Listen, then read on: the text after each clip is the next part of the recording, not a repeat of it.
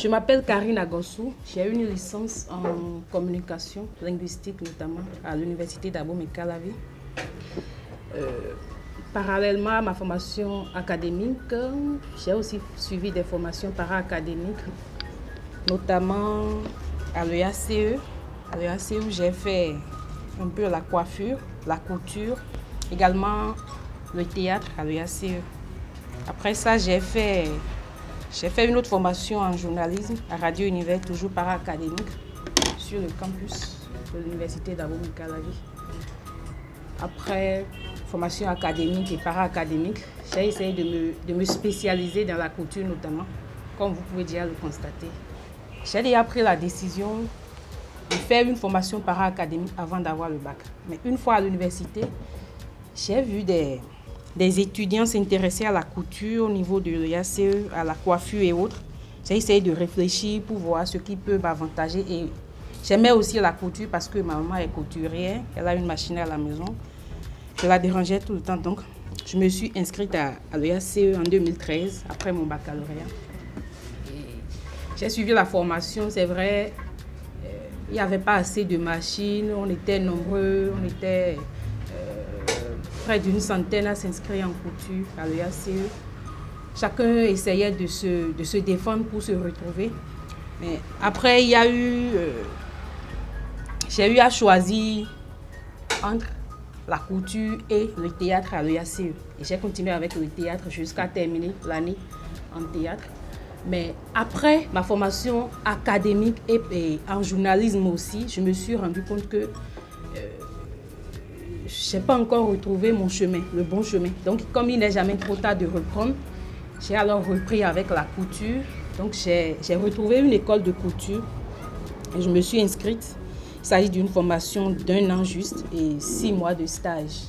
J'ai terminé, je suis en fin de formation dans la couture. Une formation en stylisme et en modélisme.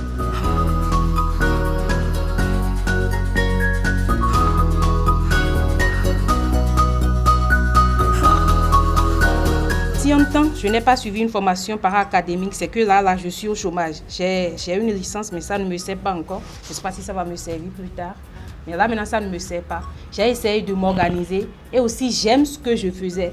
Et avec l'aide des parents qui me soutiennent tout le temps, j'ai essayé de m'en sortir avec mes formations para-académiques. C'est vrai que c'est difficile, c'est vraiment difficile. Parce qu'il y a de ces professeurs-là, quand tu ne vas pas au cours, c'est qu'on écrivait même on faisait même des listes de présence. Et on faisait même des interrogations en linguistique. On faisait des interrogations. Donc, on a essayé de gérer, de s'organiser. Tu es en train de faire ta formation para-académique et le professeur là, on te fait signe, tu cours, tu vas en amphi, le professeur s'en va, tu reviens encore vers ta formation et tout ça. On essayait de gérer quand même et puis je suis très très rassurée, plus que rassurée même que je ferai de ça ma carrière à vie, voilà, à vie. J'ai déjà le nom de ma marque qui sera lancée très bientôt. Je vais confectionner des habits avec ma marque et vendre ici et ailleurs, en ligne et partout. Et j'ai aussi eu cette bonne chance d'être envoyée en stage chez le formateur des formateurs, Fil Création. Il est bon tout simplement. Il a la méthode, c'est comment enseigner la couture vraiment, ce qu'il faut donner. Très banal et tu saisis très vite. Donc je suis à côté de lui. Je profite tous les jours que Dieu fait à travers ses cours, ses montages, ses conseils surtout, son parcours qui est très, très, très, très, très alléchant même. Je profite au maximum et je crois que je vais continuer à profiter au maximum.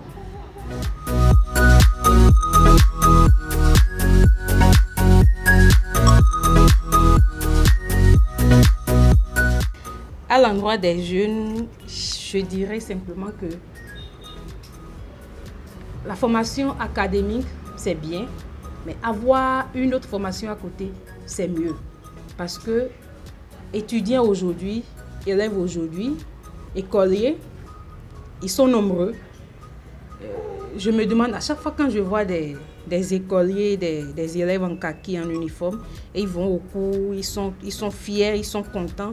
Moi, j'ai parfois une peine parce que je me dis, ils espèrent trouver de boulot à la fin de leur formation. À chaque fois quand je les rencontre, j'ai envie de m'arrêter à chaque fois et de leur dire, commencez une formation à côté, commencez une formation para-académique avant que ça ne soit trop tard. Mais je ne peux pas sensibiliser, je ne peux pas essayer de sensibiliser un grand nombre. Donc, je ne sais vraiment comment faire, mais ceux qui auront la chance de me suivre maintenant, agissez pendant qu'il est encore temps.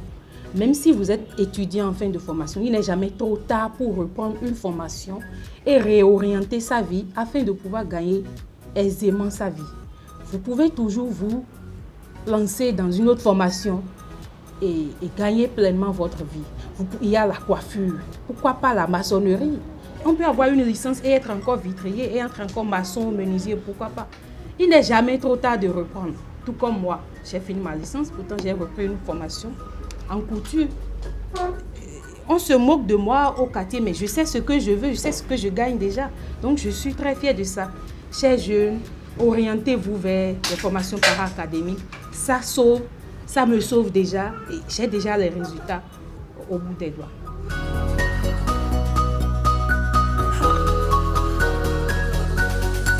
Il faut vraiment avoir une seconde corde à son arc, comme le dit bien le nom de votre projet. Je vous encourage vraiment, je vous souhaite vraiment longue vie à ce projet. Je vous remercie infiniment parce que vous allez sauver au moins quelques jeunes de leur ignorance.